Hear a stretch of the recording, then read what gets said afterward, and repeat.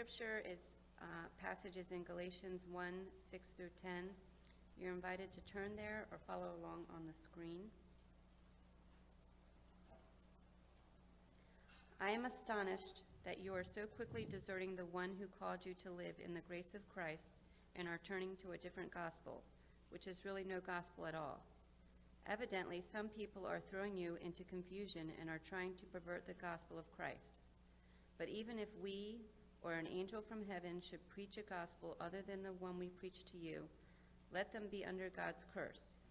As we have already said, so now I say again, if anybody is preaching to you a gospel other than what you accepted, let them be under God's curse.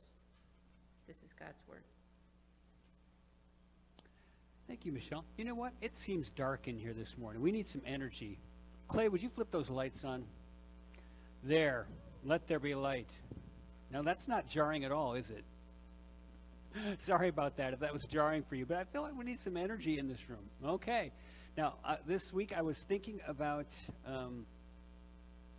when people come up to you and they begin to talk to you, and immediately you get the sense that they're buttering you up, telling you something kind, because not long after they're going to have something difficult to tell you. Have you ever felt that? You know, when you're being buttered up, somebody's telling you something complimentary only to follow it up with something that you really don't want to hear? I hate that feeling. I hate that, but you've all had it happen to you. You know, and you just, you kind of know it's coming, don't you? You can tell. It's kind of the good news first tactic. You know, we'll give you something complimentary, and then we'll give you something that you really don't want to hear, something that's going to be a challenge. Well, in this letter to the Christ followers who lived in Galatia, which is modern-day Turkey, in the middle of the 1st century, somewhere around 49 or 50 A.D., Paul, when he wrote this letter to them, did not use that butter them up first technique. And I actually thought this was kind of an interesting thing that I'd never noticed before. But if you look at all of the letters in the New Testament that Paul had written to first century churches, like those in Colossae, those in Corinth, those in Thessalonica, and so on, whenever Paul would write them a letter, at the front end of the letter, very soon after the salutation, he would pick something good to tell them. You might call it the good news first kind of a thing. He would commend them for something. He would commend them, you know, on the one hand, it might be because he thought that they were loving each other really well, or he might commend them for the way that they were steadfast in their faith, or he would commend them for the way they were so diligent in doing good things in their communities, and so on and so on. But Galatians is different. This letter to these Christ followers who lived in Galatia received a letter that did not begin with any commendation, which is kind of stark when you contrast it with Paul's other letters. And you might ask yourself, so what was going on in this letter that caused Paul to go straight into the heaviness of the message that he had to share with them? Apparently, Paul was feeling very troubled. There was a lot of passion in what he had to say to them, so he dispensed with all of that commending stuff at the beginning that he usually does. Now, I think that Paul was probably not surprised that there were problems that were arising in these young churches that he himself had established. That probably wasn't a surprise to Paul, because when you think about it, is there a church that doesn't face some kind of a problem almost perpetually? And if not perpetually, at least from time to time, because churches are filled with people who are broken, people who are sinful, people just like you and me. They always have been. It's never not been that way. So I don't think Paul was surprised that there was trouble brewing in these churches in Galatia. And I also don't think it was a surprise to Paul that the message of the gospel, the good news of Jesus, I don't think he was surprised that things might come along and begin to twist it, to torque it, to distort that message. Because I think Paul knew far better than anyone sitting in this room knows, including me, that there are spiritual beings that are dedicated to corrupting that message. There are spiritual beings who despise Jesus and despise the message of Jesus, who are dedicated to finding ways to creatively undermine the message of the gospel. And they also are very good, very skilled, very crafty at coming up with messages that would lead people astray. They spin them up and then they shove them out there, and those messages compete with the gospel of Jesus Christ. So I don't think Paul was surprised that the message of the gospel of Jesus might get attacked in these churches. So Paul wasn't surprised that any of this would happen, and I think probably there's a hint for us too that you and I should not be surprised in our own day and age when the message of the gospel comes under attack, because that's just the way it's going to be in this world. But what did surprise Paul wasn't the fact that there were problems, wasn't the fact that the gospel might come under attack. What did surprise Paul was the response of his dearly beloved children in the faith when these problems arose. When was the last time something astonished you? Could you say that recently you've been astonished by anything? Were you shocked by anything in the last week? You know, I think we often talk about the fact that we get to the point in life where nothing in the world shocks us anymore. And I don't know what we mean when we say that. I guess maybe we mean that, we feel like we've seen all that could possibly surprise us, so there's nothing left to surprise us. But I have to tell you that Paul was shocked by something. Look at verse 6. He said, I am astonished that you are so quickly deserting the one who called you to live in the grace of Christ and are turning to a different gospel, which is really no gospel at all. So those first three words, say them out loud. I am astonished, he says. Now that's translation of a Greek word, thaumazo, which literally translates as I wonder, as is I'm lost in wonderment, or I'm amazed. You and I today would probably say, I'm floored. I'm stunned. I'm shocked. Usually, when is it that we find ourselves shocked or astonished at something? When does that happen? Usually when our expectations and our assumptions are all loaded in one direction. And we're all focused in that one direction, and we're not considering other directions, and all of a sudden something comes in from another direction, and it blindsides us. We didn't expect it at all. And that's what we say, whoa, I didn't expect that at all. And this is what was going on with Paul. Now, when Paul says these words, I am astonished, I hear some pain in his voice. I hear a sense of loss in his voice. He says, I am astonished that you are so quickly deserting the one who called you to live in the grace of Christ and are turning to a different gospel. I have been wondering throughout the week what it is that could cause such an about-face in a group of people.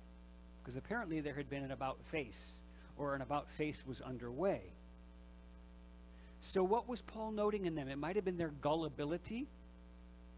Have you ever noticed that sometimes people are gullible? And then they could have embraced one thing, and then something else comes along and is presented to them, and immediately they let go of what they had embraced, and they embrace something different. And then something else comes along, and they drop both of those, and they embrace the newest thing that comes down the road. There's a certain amount of gullibility. Now, I think gullibility is different than a second thing that might have surprised Paul, which I would call maybe a lack of spine. Now, having a lack of spine is not the same thing as being gullible to me. If you're gullible, it's just like whatever comes along seems right. But if you are one with a lack of spine, you understand that this is what the one thing is, and that this isn't it, and this isn't right, but you just don't have the strength to cling to what is right. That's a lack of spine. And it may have been their gullibility that shocked Paul. It may have been their lack of spine that shocked Paul. It may have been their lack of rootedness. You know when something takes deep root in you and it sinks down way into the fibers of the carpet of your life, so to speak, and it's very tough to get it out. Apparently they didn't have that, and it shocked Paul. He didn't expect that. There are these commercials that annoy me. Commercials often annoy me. Do commercials annoy you? You love commercials. I don't know. Fiona, you and I may not get along then, because I struggle with a lot of commercials. There's, especially like these commercials for cleaning products. Okay, and there's this one called Kaboom OxyClean. Have you all seen this? And the current one they're running now has, I think the line is, we've brought in these kids to make the ultimate bathroom mess. Okay, and so these kids are splashing around through water that looks like it's got a little food coloring in it, and throwing a little dirt here and there and a little whatever, and you're sitting there thinking that, wow, that is sure a mess. But you sitting there watching, at least I'm sitting there watching, I could come in there and clean that up with my shirt sleeve. There's nothing ground in about that. It's all surface stuff. It's going to wipe right off. Then Mom traipses in with her Kaboom and with her knowing smile on her face, and she's, and all of a sudden it glistens and sparkles. And I'm like, who do you think I am?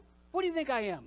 See, you want a real bathroom problem? How about that grout that's got mildew and stuff in there? And you tried 1,000,000 times to get that stuff out of there, and it's not coming out, and you know it, no matter what product you use. How about the rust stains in the sink? No Kaboom's getting that stuff out. Now, those are real bathroom messes. Those are real problems, okay? It's not this food coloring stuff that's on the countertop or on the wall. Sometimes stuff gets in there, and it's deep, and it won't come out. Now, that may be a negative analogy to describe a positive thing, but what Paul was noticing is that apparently the gospel had not worked its way into the fiber in the lives of the Galatian believers, like that stain does so often. And he was astonished that the gospel could so quickly and easily be abandoned by people that he had shared the gospel with. Paul said, I am astonished that you are so quickly deserting the one who called you to live in the grace of Christ and are turning to a different gospel. Now, the words so quickly there are a translation of a Greek phrase, hutos takeos, which literally means thus quickly. I am astonished that thus quickly, and it can also be translated as so easily. So it's not necessarily about speed as it is about ease. One of the house projects that I had within the last week involves cleaning some gutters. It's getting to be that time of the year, isn't it, again? I don't have the gutter toppers on there.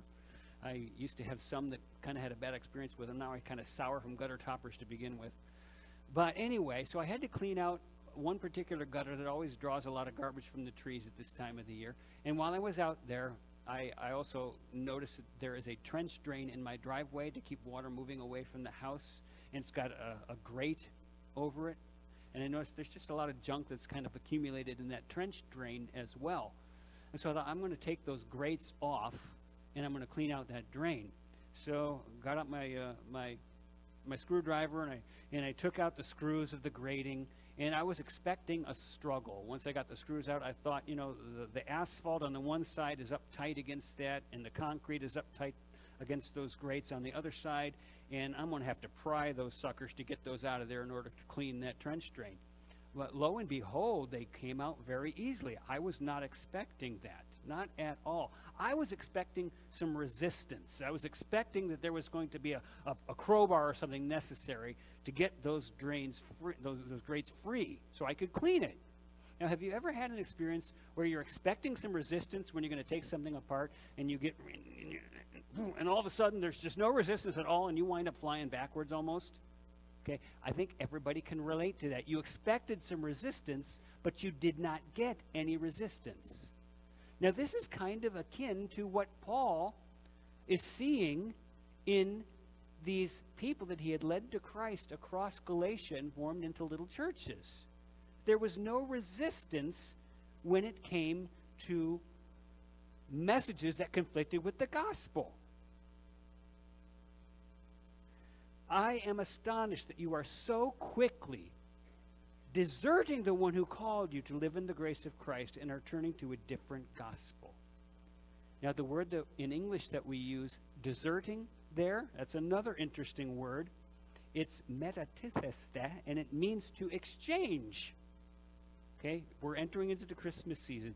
No doubt some of you are going to receive a gift that doesn't fit, or doesn't fit with your style, or you just don't like it at all, and you are, on the day after Christmas, going to go somewhere and you're going to exchange it. You've got this, you had this, but you're going to exchange it for something different, right? That's the word metatitheste in Greek. And it can also mean to switch sides. To switch sides. And immediately I think of sports, a sports analogy, okay? This is baseball's hot stove season. So there are lots of free agents who are going to be testing the markets now. Their contracts are up, and they are no longer bound to stay playing for whatever team that they're on, and they're going to see if some other team might pay them more money. And so next season, that star that you really like may wind up in a different uniform. That's metatitheste, to change sides. To change sides. You were here, but now you're playing over there. It can also mean to change one's position. All you got to do is think local politics. I mean, we just came through the time when they were electing governors for Virginia and such, and you all know what it feels like when you see a politician flip-flop on an issue. Or at least there's the perception in your mind that they have flip-flopped on an issue. They used to stand for this, but now they're standing for the opposite. You've seen it happen. Okay, well, that's the same Greek word. And it would also be applied, this Greek word, to a soldier who deserts or who defects his army. This is the word that Paul uses here. So Paul is saying, and let me paraphrase, this is Jay's paraphrase, okay, so take it for what it's worth, of what Paul is saying in this verse, in my kind of language. He says, I am stunned, you guys, that so quickly and easily, with so little resistance, you could pull up what I thought were substantial roots and bail on the one who called you, God, the one who called you to live in the grace of Christ. Now, at this point, it's probably good for us to do a little introspection rather than just talking theory about other people who lived a long time ago. We probably ought to ask ourselves a couple questions. How about this one?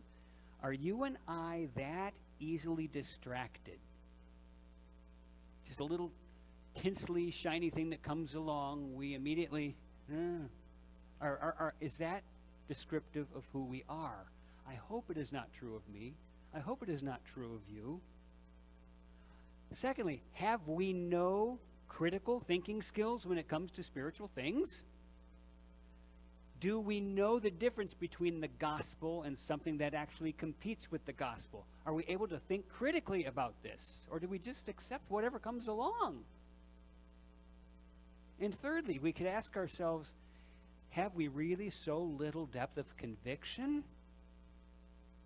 Does it really not matter to us? So let's give the Galatians a break.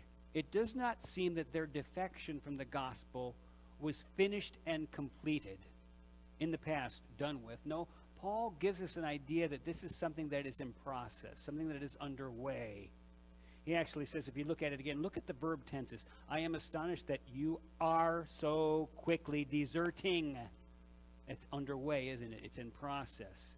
Deserting the one who called you to live in the grace of Christ and are turning. It's in process, isn't it? and are turning to a different gospel, which is really no gospel at all. Now look at that last phrase, a different gospel, which is really no gospel at all. Look at that phrase. The words that we translate as a different gospel, and you might recognize something in this when you hear it, they look like this in Greek, and they are pronounced heteron euangelion. The second word is the word for the gospel. You could see evangelistic in there, can't you? Euangelion. It's pronounced differently, but that's what's in there. Now, the first word you might recognize when I say hetero, heteros, heteron. They're all part of the same family of verb or descriptive word. So he's using this phrase, a different gospel, a heteron euangelion. Now, heteros is interesting. It's different of another kind. Now, you might recognize that prefix hetero in theological circles. You might hear of somebody who is called heterodox, or who embraces heterodoxy, which is the opposite of orthodoxy. You've heard orthodoxy, haven't you? If something is orthodox, it means commonly understood to be true and correct. Okay? Now, somebody that is heterodox has latched onto something that does not coincide with what is commonly understood to be correct and right. Okay? You also might recognize hetero in the word heterosexual as opposed to homosexual. Homo meaning same, hetero meaning different of another kind. Okay? Now, it's important to understand about hetero or heteron here in this case that it's not the difference between a red Corvette and a blue Corvette. That's not hetero. Okay? Hetero is the difference between a red Corvette and a spinach salad.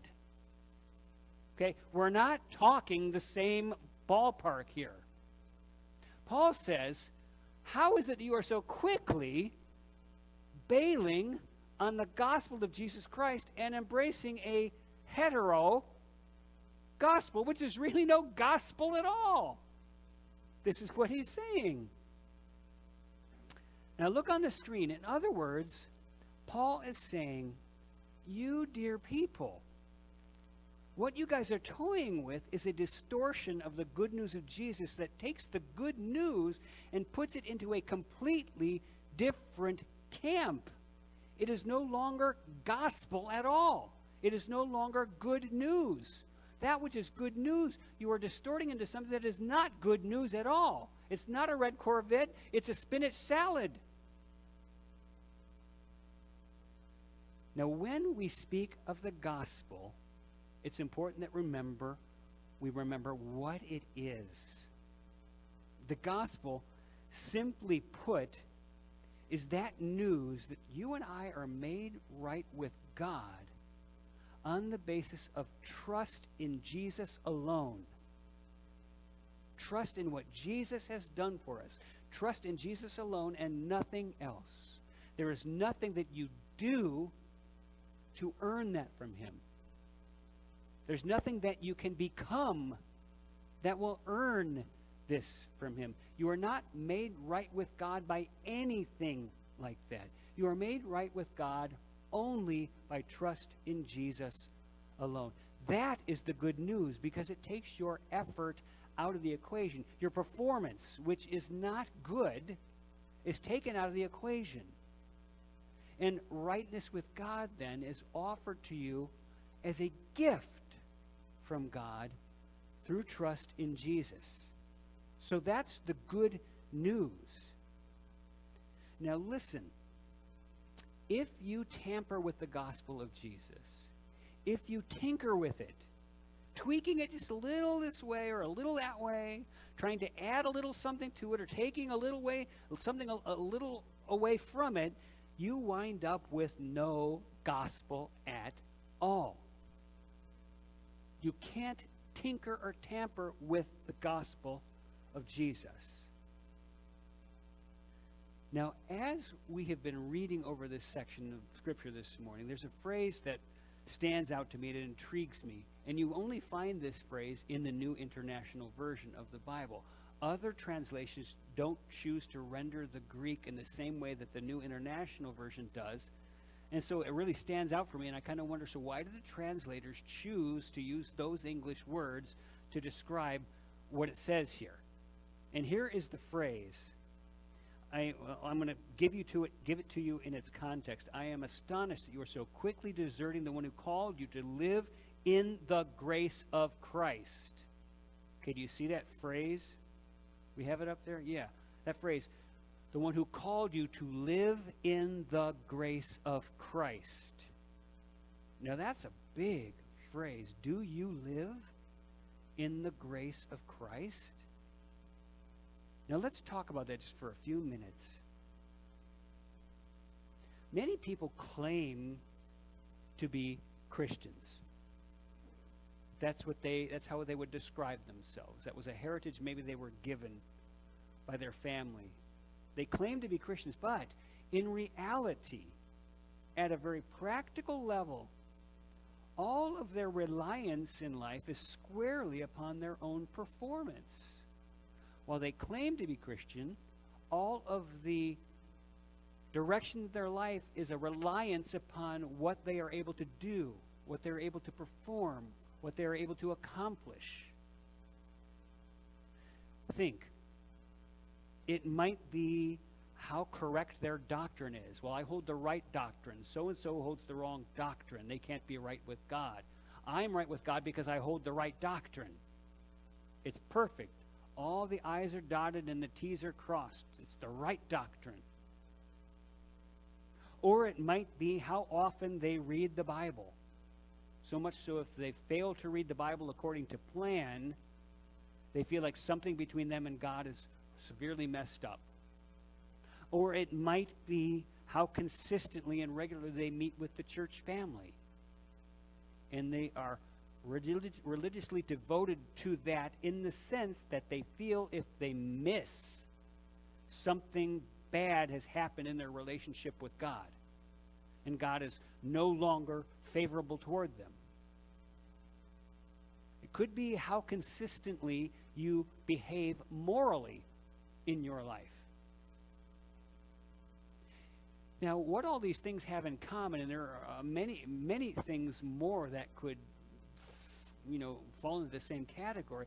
They all indicate to me, well, they're like warning flags. They're like yellow flags or yellow lights that go off for me that a person is not deeply understanding what it means to live the gospel. There still seems to be some performance mode that they are locked into, or that I am locked into when I see this happening with me. To live in the grace of Christ means four things I want to point out to you. First of all, it means to accept the grace of Christ as the basis for being at peace with God. You're not going to be at peace with God on any other terms. Living in the grace of Christ means that you accept the grace of Christ as the means or the basis by which you have peace with God, not anything else. Secondly, to live in the grace of Christ means to accept the grace of Christ as the basis for understanding yourself. You recognize that I am not all that I should be. I have failed. I'm miserable. I am a mess. But living in the grace of Christ means that you understand yourself as a person who is loved and gifted by God. Despite all of that, you live in the grace of Christ. Thirdly, to live in the grace of Christ means to have the grace of Christ inform the choices that you make on a daily basis. In other words, you're not struggling to keep laws and rules, but you are free now to say, God, I love you for what you have done for me. I want to do that which delights you. I want to choose that which delights you. It's living in the grace of Christ. Rather than expecting this fearful hand to come down upon you for the choices that you make. And fourthly, I thought, living in the grace of Christ means extending that grace of Christ to other people in your life. Those people who you really want nothing to do with. It means those people who are so completely other than you are. it means people who have offended you or hurt you, you are able and willing to extend that same grace which you have received to other people. It means living in the grace of Christ. There is one God, and that God has called us to live in the grace of Christ in all of these different ways. Now, Paul told these Galatian Christ followers that people had arrived among them who were trying to pervert the gospel of Christ. And the word there literally means to turn about or to change from one thing into another. And I kind of had this picture come into my mind as I was studying this word that the English word, who pervert the gospel of Christ. The Greek word actually means to be heading in one direction and to cut across. Okay? And I got this image of driving northbound on Route 4, 60 miles an hour, and all of a sudden, for no apparent reason at all, I just yank the wheel left, and I cut across the median, and I keep going, and I'm heading southbound now in the other lane of traffic. That is a picture that is presented by the Greek word here that we're using, perverting the gospel of Christ, to turn it completely around, to turn it into the opposite of what it was intended to be. That's why it is no longer good news when you tamper with the gospel of Jesus. It becomes ungospel. It becomes bad news. Now, I've been asking myself this week, why is it that we people are so prone to twisting the gospel of Jesus? Why are we prone to that? The Galatian believers were prone to it. I believe that you and I are prone to it too. Each one of us to a different degree. Why are we prone to this? And I thought, there's one that I didn't even put on this list, but I kind of want to start it out. I want to start out with it. And we did allude to it already. We are prone to this because there are spiritual beings who are waging war against the gospel of Christ. Number one, okay, there are beings that want you to twist it. And they're relentless. And they are incredibly good at it. They're far smarter than you are. Now, under that main heading, I would say, why are we so prone to distorting this good news that you have a free gift from God through Jesus Christ that you do not earn? Why do we keep trying to earn it anyway? Why? Number one, because it's the language of the world we live in, frankly. The language of the world you live in is ungospel. It is ungospel, and I've told you this before, so this will be familiar to you. Think about the way the world works. You want a good grade, you work hard. You want a good job, you better have a resume that shows that you have earned the right to fill that job. You want to maintain that job, you better perform up to snuff. The entire world runs on ungrace.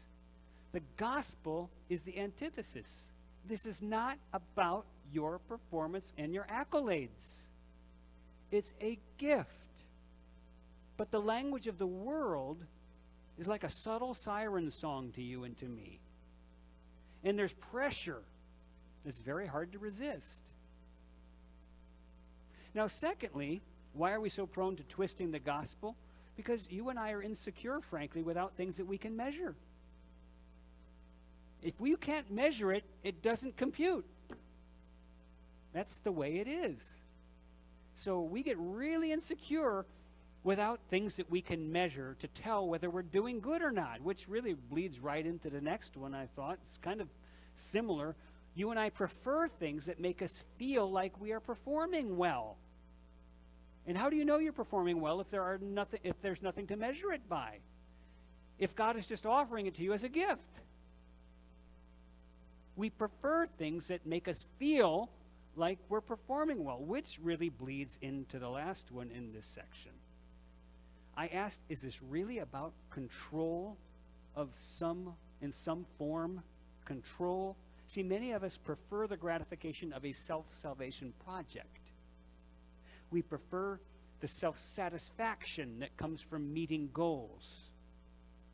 the self-accomplishment, the self-glorification that comes from being able to keep rules. This is the way our hearts are wired. And then God comes in and says, well, the wisdom of human beings is being turned on its head here. That's not the way it works with me. This is my gift to you. Now, 4 final comments from this passage. I think Paul is trying to communicate these items to us. There are probably others, but these will suffice. Number 1, trust in Jesus plus anything else is a non-gospel. So don't add anything to it. Anything that goes a little bit beyond Jesus, well, yes, you trust Jesus, but you also need to watch out for those words. Watch out for that spirit. Secondly, trust in Jesus plus anything else actually insults Jesus. And it cancels out what he did for you. It's an insult to say to Jesus, I don't feel like what you have offered me is quite enough. I need to add just a little bit. That is an insult to Jesus. And it cancels out what he did for you by saying, okay, that which God has done for me is not enough. Immediately, now you've taken it from the realm of a gift and turned it into something that must be earned. You can't toy with this. Now, thirdly, trust in Jesus plus anything else makes you a slave again to the burden of the law and the sentencing of the law. Now, Paul really drives hard at this later in this letter. Why in the world would you move yourself from the sphere of a child of God into the sphere of a slave again to rules and regulations that you could never obey correctly to begin with? And yet here you are sliding back to that same way of thinking. And lastly, trust in Jesus plus anything else is, he uses this word, anathema. In English, we would say it what? Anathema. Anathema. What does anathema mean? Does anybody know? If something is anathema, means it is damned. It is accursed. And we translate this, well, the NIV does, he says, even if we or an angel from heaven should preach a gospel other than the one we preach to you, let them be under God's curse. You could be more direct and say, let them be damned.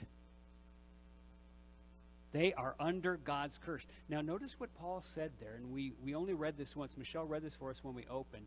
But he actually says this, guys, even if I come back to you and preach to you a message that has something added to it beyond what I told you when I was there 2 years ago, let me be cut off from God forever and ever and ever. I don't care if an angel shows up and gives you another form of the gospel that is different from what I told you when I was there last. Let that angel be anathema. This is what he says. He could not be stronger.